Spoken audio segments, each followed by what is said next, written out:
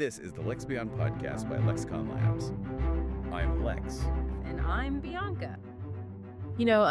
When you see two people yelling on the side of the highway over a fender bender, Oh yeah, definitely. well, imagine them in traffic court just aggressively arguing over who has to pay the speeding ticket, but the judge hasn't even established if a car was actually driven in the first place. I mean, that sounds totally absurd, but it actually perfectly mirrors this massive legal battle happening right now in the prediction market in sports betting world. Exactly. So welcome to this special quick hit briefing. Today, we are looking at the fallout from a recent Ohio court ruling by Judge Sarah Morrison. But, the ruling itself is really just the backdrop here. Yeah, our actual focus today is this fascinating document called Reactions to the Ohio Decision. And the author makes this really bold claim that the real story isn't the law itself. Right. It's about an industry using its massive size as a legal shield. And this really bizarre courtroom phenomenon called litigation sequencing. Yeah, to grasp why this Ohio ruling feels so chaotic, we really have to look at Alper Osgood. He's from Lexicon Labs, and he actually coined that term, litigation sequencing. Okay, so what does that actually mean in practice? Well, in complex regulatory fights, the most important factor often isn't who has the better argument. It's the order in which the questions get asked. Ah, okay. So going back to that phantom car crash analogy, the foundational question should be permissibility, right? Like, do these sports event contracts legally have the right to exist at all? Exactly.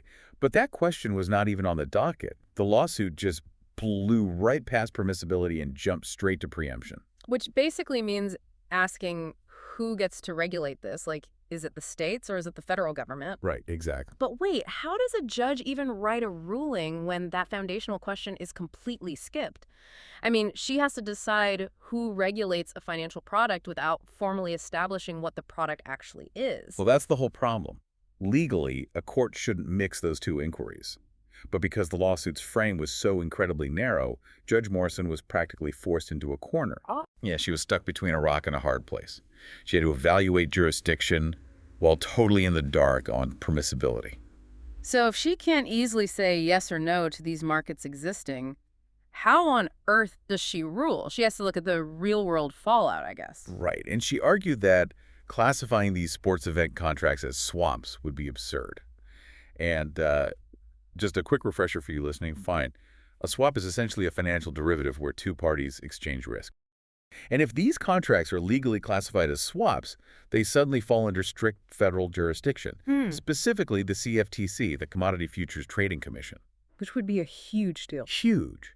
Judge Morrison pointed out that state-level sportsbooks simply aren't equipped to handle Wall Street-level federal regulations. Oh, I see. So moving them under the CFTC would effectively put every state sportsbook out of business, not to mention causing a seismic shock to tribal gaming. Well, then, let me get this straight. The reactions document is saying this is just a too-big-to-fail argument, right? That's exactly what it's saying. Because the CFTC basically fell asleep at the wheel for years, and that prolonged regulatory inaction let the state sports betting industry grow into this multi-billion-dollar giant. Yeah.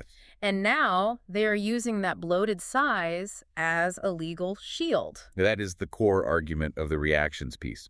The author insists the courts should ignore that shield entirely. Wow. So if the state model collapses because sports event contracts are legally defined as swaps under federal law, then so be it. Exactly, so be it. I mean, you can't use your own massive scale, which only exists because regulators delayed acting as a defense against the statute. That makes a lot of sense. But what about the tribal gaming argument the judge brought up? The document counters that too. The Indian Gaming Regulatory Act, or IGRA, it only covers traditional gaming like bingo and card games. Oh, really? Yeah, it actually doesn't cover sports betting at all. That is wild. So what does this all mean for you? Well, this briefing really highlights how bureaucratic delay and skip steps in a courtroom can accidentally build multi-billion-dollar empires based on giant misunderstandings. Yeah, and as prediction markets continue to force this issue, it leaves us with a massive question for the higher courts. Right, because when this inevitably reaches the Supreme Court, will they care about protecting an established equilibrium? Or will this too-big-to-fail sports betting industry ultimately topple by the wayside? It all comes down to whether the highest court in the land will finally ask the right question first. Thanks for joining us for this briefing, and we will catch you next time.